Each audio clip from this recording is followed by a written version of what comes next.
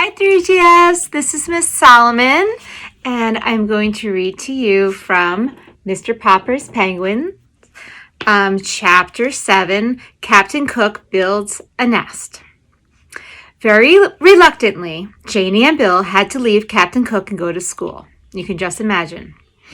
Mrs. Popper was busy in the kitchen, rather belatedly doing the breakfast dishes, and while she dimly realized that the penguin was going in and out of the refrigerator pretty frequently, she thought nothing of it at first. Meanwhile, Mr. Popper had abandoned his telephoning and was now busy shaving and making himself neat in honor of being the owner of such a splendid bird as Captain Cook. But the penguin, though thus neglected for the moment, was by no means idle. With the unusual excitement and having to go to market earlier than usual, Mrs. Popper had not yet got around to straightening the house. She was an excellent housekeeper. Still, with two children like Janie and Bill, and a husband with such untidy ways, there is no denying the fact that she had to pick up the place rather frequently. Captain Cook was now attending to the picking up. Into the corners of every room he prowled and poked and pecked with a busy thoroughness. Into every closet he stared with his white circled eyes. Under and behind all the furniture he crowded his plump figure with little subdued cries of curiosity, surprise, and pleasure. And each time he found what he seemed to be looking for, he picked it up in the black end of his bread beak and carried it, waddling proudly on his wide pink feet into the kitchen and into the icebox. At last it occurred to Mrs. Popper to wonder what on earth the busy bird was up to. When she looked, she could only scream to Mr. Popper to come quickly and to see what Captain Cook had done now.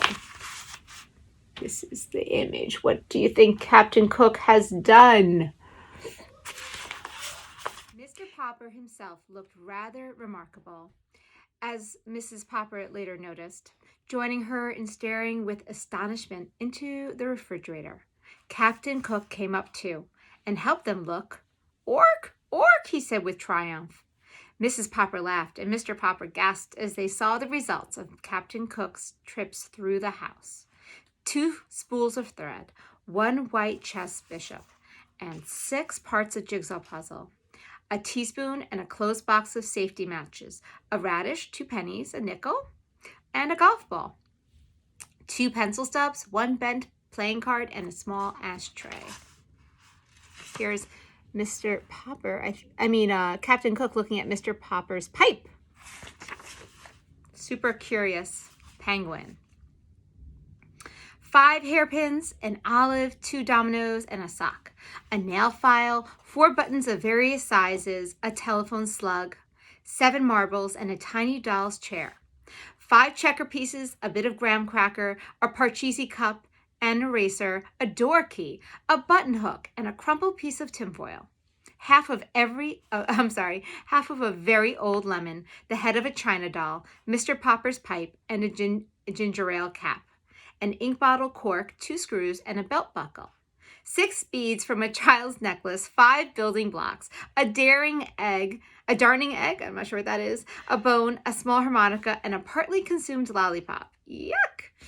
2 toothpaste lids and a small red notebook.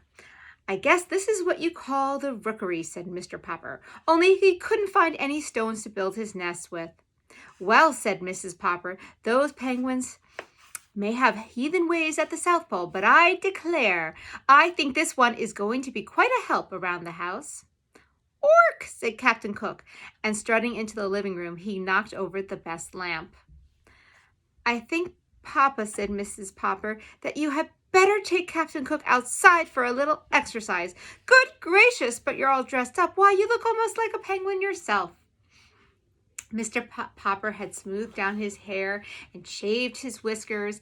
Never again would Mrs. Popper have to reproach him for looking as wild as a lion. He had put on a white shirt with a white tie and with flannel trousers and a pair of bright tan oxblood shoes. He had got out of the cedar chest his old black evening tailcoat, and that he had been married in, and brushed it carefully and put it on too. He did indeed look like a little penguin. He turned and strutted like one now for Mrs. Popper, but he did not forget his duty to Captain Cook. "Can I have a few yards of clothesline, please, Mama?" asked Mr. Popper. I wonder what that was all about. In order to find out, you'll have to stick with me and read Chapter 8 tomorrow, Penguin's Promenade. Here we go. Goodbye for now. Thanks for watching. If you enjoyed the video, please smash the like button and subscribe to the YouTube channel.